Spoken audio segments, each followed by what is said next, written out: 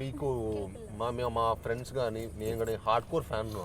అంటే మీ పాటలకు కానీ మీ యాక్షన్ కానీ అప్పుడు మేము చాలా రియలిస్టిక్గా చేసేవాడు. అంటే చాలా కష్టం అది. అంటే ఇప్పుడు మేము నాకు అప్పుడు తెలియలే. అప్పుడు మేము ఎంజాయ్ చేసేవాళ్ళం. స్క్రీన్కి వెళ్ళి థియేటర్కి వెళ్ళి అరే బా ఏం కొట్టాడు భలే కొట్టాడు అని చెప్పి ఎంజాయ్ చేసేవాళ్ళం. బట్ నేను మూవీస్లోకి వచ్చిన తర్వాత అది ఎంత టఫో తెలిసింది.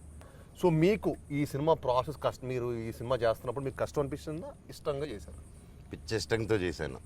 అండ్ అంటే మనస్ఫూర్తిగా మనసు పెట్టి ఒక పని, ఒక తల్లిని ఎలా గౌరవించి చేస్తారో నేను ఫస్ట్ నుంచి ఈ మూవీ కానీ సినిమాని ఎప్పుడు సినీ అమ్మ అంటాను నేను, అమ్మలాగే.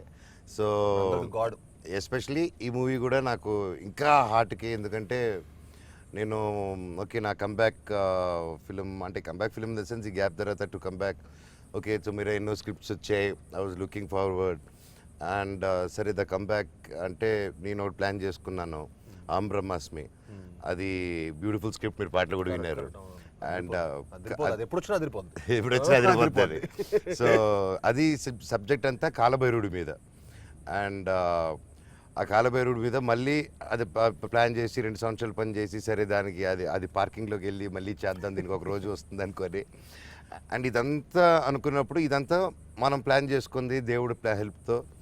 అండ్ ఫైనల్గా మనం మనిషిగా ఒకటి ప్లాన్ చేసుకుని ఒకటి అనుకున్నప్పుడు దేవుడు ఎప్పుడో ఒక డిఫరెంట్ ప్లాన్తో వస్తాడు.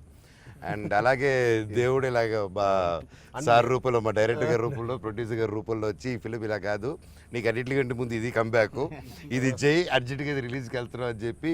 It's great opportunity for any actor to get such kind of ఇంత వేరియేషన్స్ ఉన్న ఒక క్యారెక్టర్ కానీ చాలా స్కోప్ ఉంది. అండ్ నేను కూడా నా కనెక్షన్ ఏంటంటే కాలభైరుడు, నేను శివుడు భక్తుడిని. అలాగే అప్పుడు ఒక అంబ్రహ్మాస్మి అప్పుడు ఎక్కువ రీసెర్చ్ చేశాను కాలభైరుడు గారి ఆయన కథలు, శివుడు కథలు, అంటే ఆ హిస్టారిక్ గురించి టీచర్స్ పెట్టుకొని.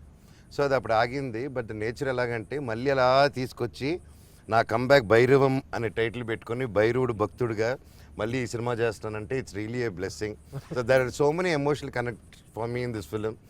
అండ్ డైరెక్టర్ గారితో కూడా, ఆయన డెడికేషన్తో కూడా, ఆయన వ్యక్తిగతానికి నేను ఒక బ్రదర్ లాగా అయిపోయాను. ఆయన నాకు సొంత బ్రదర్ లాగా నాకు ఫీలింగ్ వచ్చేసింది. అండ్ దానికి మించి as an actor, as a producer, as a technician ఇంతకు ముందుగా చేసి. And I really respect his hard work. And ఎన్నిసార్లు చెప్పినా అది తక్కువే, ముఖస్థుతి కాదు. And really hats off. And really sir, నేను చెప్తున్నాను, మీరు ఎన్నో మూవీస్ ప్రొడ్యూస్ చేశారు, బట్ ఇంత ఎఫిషియెంట్గా, ఇంత ఫాస్ట్గా, ఇంత హార్డ్ వర్కింగ్, ఇంత మూర్ఖంగా పనిచేయడం ఏమన్నా చూడలేదు. సూపర్. యా.